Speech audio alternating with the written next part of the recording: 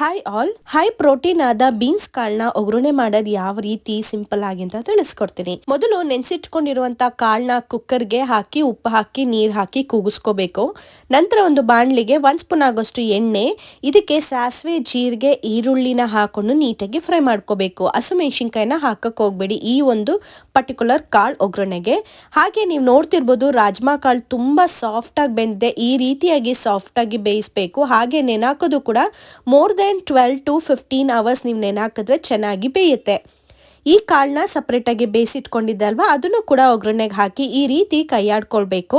ನಂತರ ಇದಕ್ಕೆ ಅರ್ಧ ಸ್ಪೂನ್ ಆಗೋಷ್ಟು ಖಾರದ ಪುಡಿನ ಹಾಕಿ ಕೈಯಾಡ್ಕೊಳ್ಳಿ. ಈಗ ನಿಮ್ಗೆ ಉಪ್ಪು ಹಾಕೋ ಅವಶ್ಯಕತೆ ಇರಲ್ಲ, ಬೇಯಿಸ್ಬೇಕಾದ್ರೇನೆ ಉಪ್ಪು ಹಾಕಿರ್ತೀವಿ. ಅಕಸ್ಮಾತ್ ಕಡಿಮೆ ಆಗಿದೆ ಅಂದ್ರೆ ಉಪ್ಪನ್ನ ಹಾಕೊಳ್ಳಿ. ಇಲ್ಲಿ ನಾನು ಹಾಕೊಳ್ತಾ ಇಲ್ಲ.